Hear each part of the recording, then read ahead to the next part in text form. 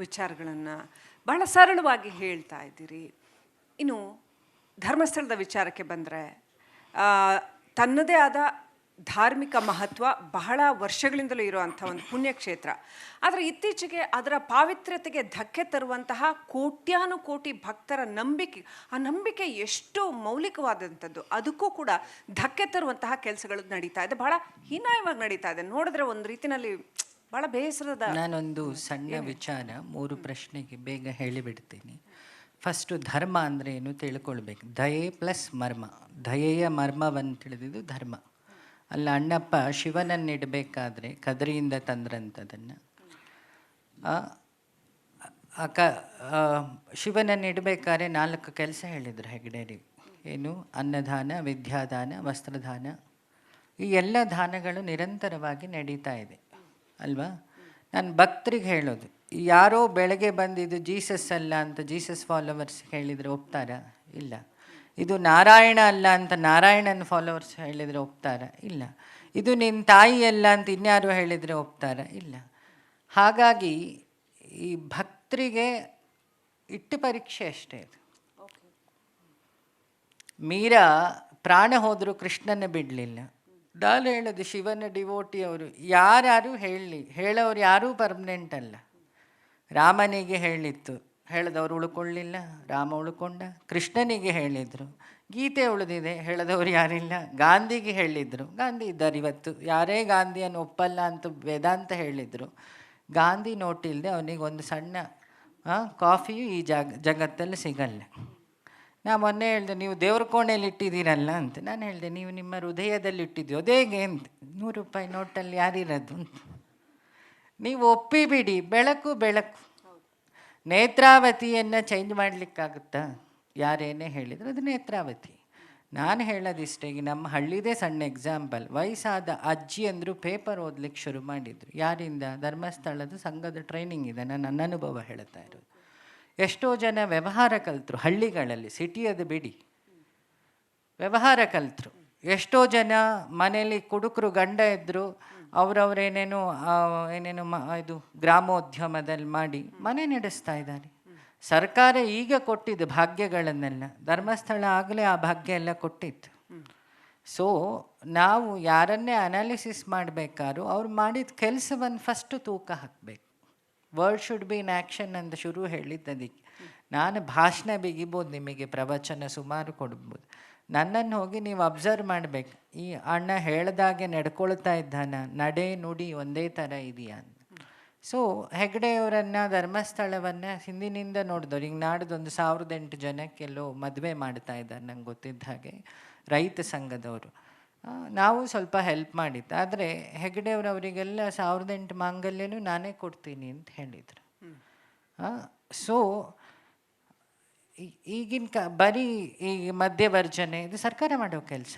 ಒಂದು ಹೆಣ್ಣು ಕುಡುಕ ಮನೇಲಿ ಸರಿ ಹೋದರೆ ಆ ಮನೇಲಿರೋ ಇಡೀ ಮನೆ ಉಳೀತು. ವಾಸ್ತು ನೋಡ್ಲಿಕ್ಕೆ ಹೋಗಲಿಲ್ಲ, ವಾಸ್ತವ ಸರಿ ಮಾಡಿತು.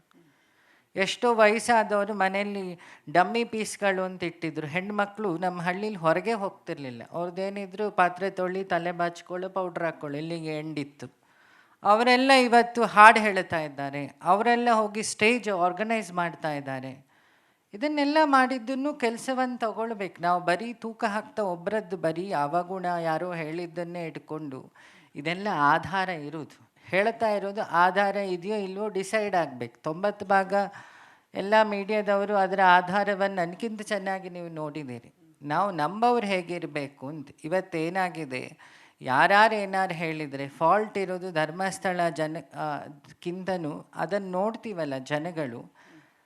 ನಾವು ಫಸ್ಟ್ ಅನಲೈಸ್ ಮಾಡಬೇಕು. ಯಾರೋ ಏನೋ ಹೇಳಿದ ತಕ್ಷಣ ಅದನ್ನು ಒಪ್ಪೋದಲ್ಲ. ಅದನ್ನು ಒಂದು ಬಂಗಾರ ತೊಗೊಳ್ಬೇಕಾದ್ರೆ ಉಜ್ಜು ನೋಡ್ತೀರಿ, ಟಿ ಶರ್ಟ್ ಹಾಕ್ಬೇಕಾದ್ರೆ ಹಾಕಿ ನೋಡ್ತೀರಿ. ಇನ್ನೊಬ್ಬರು ಹೇಳೋದನ್ನು ತಗೊಳ್ಬೇಕಾದ್ರೆ ಯಾಕೆ ಒಂದು 10 ನಿಮಿಷ ಪ್ರಾಕ್ಟಿಕಲ್ ಆಗಿ ಕಂಡವ್ರ ಕೈಲಿ ಬುದ್ಧಿ ಕೊಡದೆ ಅಲ್ವಾ, ಸ್ವಂತ ಬುದ್ಧಿಯಿಂದ ಯೋಚನೆ ಮಾಡೋದು. ಈ ವಿಚಾರ ಅಂತಲ್ಲ, ಎಲ್ಲ ವಿಚಾರ. ಅಲ್ಲಿ ಆಧ್ಯಾತ್ಮ ಶುರು. ಚಿಂತನೆಯಾದಾಗ ಲೌಕಿಕ ಪಾರಮಾರ್ಥಿಕ ಆಗುತ್ತೆ. ನಾವು ಚಿಂತನೆ ಮಾಡಲಿಲ್ಲ, ಹಾಗೆ ಡಿಸಿಷನ್ನಿಗೆ ಹೋಗ್ತೀವಿ. ಸೊ ನಾನು ಹೇಳಿದ್ದು, ಅವ್ರ ಕೆಲಸಗಳು ಅದನ್ನೆಲ್ಲ ನೋಡಿ ಅದು ಧರ್ಮ ಆಧಾರಿತವಾದ ಕೆಲಸಗಳು ಅನ್ನಿಸ್ದಾಗ ಒಪ್ಪಿ. ಅಲ್ವಾ? Choice is yours. ಯಾವ ದೇವರು, ವೈಷ್ಣವಿ ಆಗಲಿ, ಕೇದಾರದಲ್ಲಿರೋ ಶಿವ ಆಗಲಿ, ಅಥವಾ ಮಕ್ಕ ಮದೀನದಲ್ಲಿರೋನ ದೇವರಾಗಲಿ, ಅಥವಾ ನಿಮ್ಮ ಚರ್ಚಲ್ಲಿರೋ ದೇವರಾಗಲಿ, ಬುದ್ಧ ಆಗಲಿ, ಯಾರನ್ನೂ ಬನ್ನಿ ಅಂತ ಕರೀಲಿಲ್ಲ. ನಾವು ಹೋಗಿ ಬರೋರು ಪರ್ಮನೆಂಟ್ ಅಲ್ಲ, ಅಲ್ಲಿರೋ ಶಿವ ಪರ್ಮನೆಂಟ್. ಅವನನ್ನು ನಾವು ಸೋಷಿಯಲ್ ಮೀಡ್ಯಾದಲ್ಲಿ ಕಮೆಂಟ್ ಹೊಡೆದು ಅಲ್ಲಾಡಿಸ್ಲಿಕ್ಕೆಲ್ಲ ಸಾಧ್ಯ ಇಲ್ಲ. ಅವನಿಗೆ ಹೆಸರೇ ಇದೆ, ಏನು? ನಿರಂಜನ, ನಿರ್ಲಿಪ್ತ, ನಿರ್ಭಾವ ಅಲ್ವಾ? ಶೈವತೇತಿ ಶಿವ ಅಂತ ಎಲ್ಲರಿಗೂ ಒಳ್ಳೆಯದು ಮಾಡೋನು ಈಶ್ವರ. ಧರ್ಮ ಅಂದ್ರೇನು?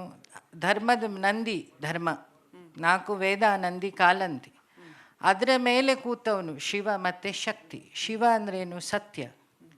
ಆ ಸತ್ಯದ ಪ್ರಭೆ, ಸೂರ್ಯನ ಪ್ರಭೆ, ಬಿಸಿ ಶಕ್ತಿ, ಇದಿಷ್ಟು ಸೇರಿ ಧರ್ಮಸ್ಥಳ ಆಗೋದು ಅಲ್ವಾ? ಮೊದಲು ನಮ್ಮೊಳಗೆ ಧರ್ಮದ ಮೇಲೆ ಶಿವ ಕೂತ್ರೆ ಅದು ಧರ್ಮಸ್ಥಳ. ನಮ್ಮೊಳಗೆ ಎಥಿಕ್ಸ್ ಇದ್ದರೆ ನಮ್ಮೆಲ್ಲರಲ್ಲೂ 2 ಮನಸ್ಸಿದೆ, ಡೆವಿಲ್ ಆ್ಯಂಡ್ ಡಿವೈನ್.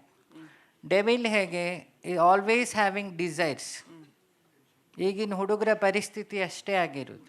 ಈಗಿನ ಹುಡುಗರಿಗೆ ಪ್ಯಾಷನ್ ಏನು ಕೇಳಿ ಉತ್ತರ ಇಲ್ಲ. They having so many desires. ನಂಗೆ ಇದಾಗಬೇಕು, ಅದಾಗಬೇಕು, ಇದಾಗಬೇಕು, ನಾನೇನು ಮಾಡಬೇಕು ಅನ್ನೋ ಉದ್ದೇಶ ಇಲ್ಲ. ಅದು ಆಧ್ಯಾತ್ಮ.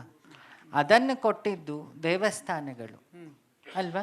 ಇವತ್ತು ನನ್ನಲ್ಲಿ ನಿನ್ನಲ್ಲಿ ಎಲ್ಲ ಭಕ್ತಿ ಚೂರು ಉಳ್ಕೊಂಡಿದೆ ಅಂದರೆ ನಮ್ಮ ಅಜ್ಜ ಅಜ್ಜಿ ಕರ್ಕೊಂಡೋಗಿ ಒಂದು ಬೆಳಿಗ್ಗೆ ತೀರ್ಥ ದೇವಸ್ಥಾನದಲ್ಲಿ ಕುಡಿಸಿ ಗಂಟೆ ಹೊಡೆದು ದಿನ ಶುರು ಮಾಡಿ ಕುಂಕುಮ ಇಡು ಅಂತೆಲ್ಲ ಹೇಳಿ, ಇನ್ನೊಬ್ಬರಿಗೆ ನಾನೀಗ ಮಾಡಿದ ನಮಸ್ಕಾರ, ಆ ನಮಸ್ಕಾರದ ಅರ್ಥ ತಿಳಿದಿದ್ದಕ್ಕೆ. ಎಲ್ಲಿಂದ ತಿಳಿದೆ? ನಾನು ಹುಟ್ಟಿದ್ದು ಶೃಂಗೇರಿಯಲ್ಲಿ. ನನ್ನ 5 ಗುರುಗಳಲ್ಲಿ ಒಂದು ಗುರುಗಳು ಚಂದ್ರಶೇಖರ ಭಾರತಿಗಳು. ಅವರ ಜೀವನ, ಅಲ್ಲಿರೋ ಭಾರತೀ ತೀರ್ಥರ ಆಚರಣೆ, ಇದನ್ನೆಲ್ಲ ನೋಡಿ ಬದುಕಿದ್ದೀನಿ ನಾನು. ಶಂಕರಾಚಾರ್ಯರು ಶುರು ಮಾಡಿದ್ದೆ ಅಲ್ಲಿಂದ ವಿಜಯಯಾತ್ರೆ.